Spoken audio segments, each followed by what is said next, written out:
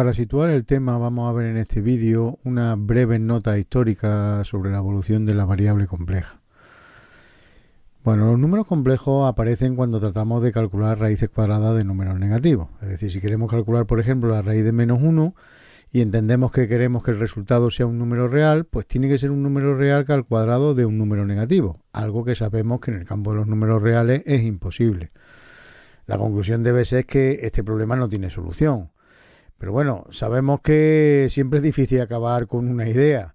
Entonces, los algebristas italianos del Renacimiento, cuando estaban tratando de buscar una fórmula general para resolver ecuaciones polinómicas de tercer y cuarto grado, pues se tropezaron con raíces cuadradas de números negativos. En concreto, en 1545, Cardano publicó su libro Ars Magna y en él pues recoge la resolución de las ecuaciones algebraicas de tercer y cuarto grado. Él mismo lo reconoce, que la sugerencia de cómo resolverlas pues se la dio el también italiano Tartaglia. ¿Qué es lo que aparecía en ese libro? Pues el siguiente problema. Alguien te dice que dividas 10 en dos partes que multiplicadas entre sí te den 40. Traducido al lenguaje actual de ecuaciones, pues si le llamamos x a una de las partes, la otra será 10 menos x, pues lo que nos están diciendo es que x por 10 menos x sea 40. Es decir, operando aquí un poco, nos queda la ecuación de segundo grado, x cuadrado menos 10x más 40 igual a 0. Bueno, si resolvemos la ecuación de segundo grado, pues nos queda que las soluciones son 5 más raíz de menos 15 y 5 menos raíz de menos 15. Cardano evidentemente advirtió que la solución de este problema era imposible, sin embargo él dio como soluciones estos dos, entre comillas, números. Y claro, se quedó tan confundido que a la respuesta le llamó intrigante.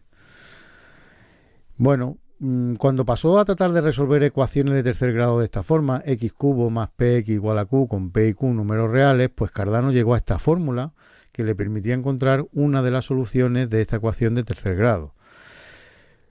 La cosa va bien con determinadas ecuaciones. Por ejemplo, si cogemos la ecuación x cubo más 6x igual a 20 y sustituimos aquí los valores de p y de q, pues nos queda esta solución, ¿vale?, que es una de las soluciones de esa ecuación de tercer grado.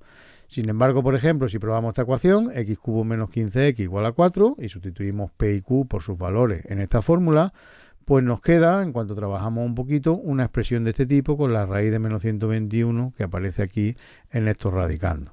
Así que de nuevo se encontró con raíces de números negativos, pero además con una salvedad añadida, que en esta ecuación es fácil comprobar que, por ejemplo, 4 es solución, porque 4 al cubo menos 15 por 4 sale 4, y oye, conociendo una solución de una ecuación de tercer grado, rápidamente pues podemos calcular las otras dos.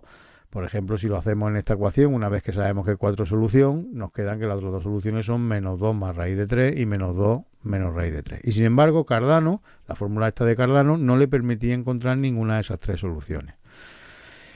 Nadie supo qué hacer hasta que otro matemático italiano, Bombelli, pues tuvo una intuición, que fue, oye, si analizamos lo que estaba dentro de los radicandos, teníamos 2 más raíz de menos 121 y 2 menos raíz de menos 121, vemos que si la sumamos, pues 2 más 2 es 4, raíz de menos 121 menos raíz de menos 121 es 0, nos queda 4, que era la única raíz que tenía positiva, que tenía esa ecuación de tercer grado. Es decir, la idea que tuvo él es que, oye, hablando en lenguaje actual de números complejos, pues podríamos decir que estos dos números complejos son conjugados, y además si los sumamos, suman 4.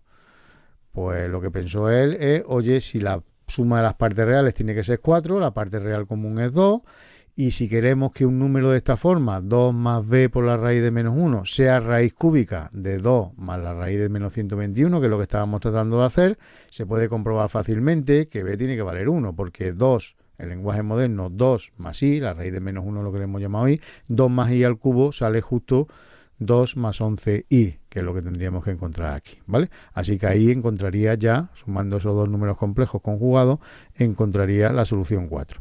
El método es ingenioso, pero no tiene mayor utilidad, ya que si en una ecuación de tercer grado conocemos previamente una de las raíces, ya está resuelta, porque con esa raíz ya nos queda una ecuación de segundo grado.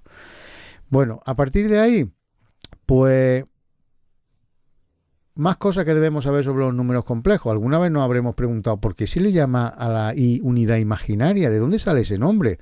Pues 60 años después, el francés René Descartes, en su libro de geometría de 1637, pues puso la siguiente frase. Por último, observemos que tanto las raíces verdaderas como las falsas, negativas de una ecuación no siempre son reales, sino que a veces son imaginarias. Es decir, se puede imaginar ciertamente en una ecuación cualquiera tantas raíces como yo he dado, tantas como sea el grado de la ecuación, pero a veces no existe ninguna cantidad que se corresponde con la imaginada. Pues ese nombre de imaginaria, ¿vale?, que sabemos que es el que le damos, por ejemplo, a la unidad imaginaria y, pues con ese nombre es con el que conocemos hoy en día la variable compleja. Descartes, entre comillas, fue el culpable.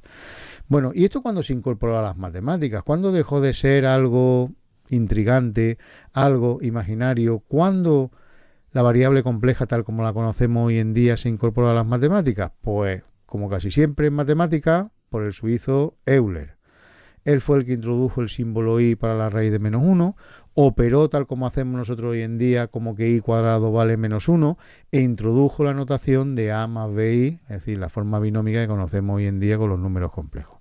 También demostró que el conjunto de los números complejos era cerrado para las 4 operaciones básicas, suma, resta, multiplicación y división, así como para la potenciación y la radicación. Es más, una de las fórmulas, por no decir la fórmula más famosa de las matemáticas, e elevado a i pi más 1 igual a 0, una fórmula de una simplicidad extraordinaria. En ella intervienen los 5 números más importantes o más famosos de las matemáticas. El 0, el 1, la constante de Euler E, el número pi y la unidad imaginaria i están relacionadas en esa fórmula sencilla. Bueno, pues eso también fue producto de Euler. Bien, para que tengamos la variable compleja tal como la conocemos hoy en día, solo quedaba un paso por dar, que es la representación gráfica. Es decir, hasta que no se relacionó los números complejos con una representación gráfica, pues había gente que seguía sin verla.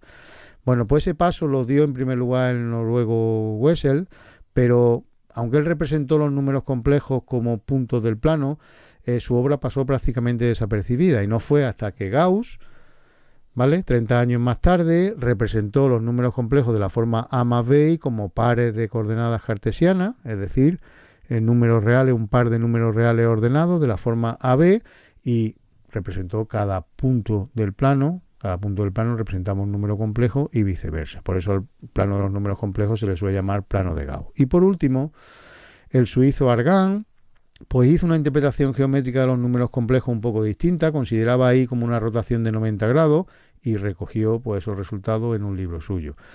Por ese motivo también al plano de los números complejos pues también se le suele llamar plano de Argand.